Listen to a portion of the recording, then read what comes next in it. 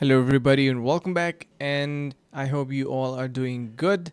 So, in this video, we are going to be discussing about how to change Shopify store name. Now, before we start, make sure you click the link below to get the best Shopify free trial and start your business with some exclusive bonuses. So, it is actually really simple to change your store name. First, head over to your settings from the bottom left side of your screen and then head over to your basically in the general you can see we have various different type of options showing up. Now if you head over to your store details, you can see we have this pencil icon. Click on that, and here the store name is Vision Tech. You can change it to anything that you like for example Vision Gaming Store or anything like that.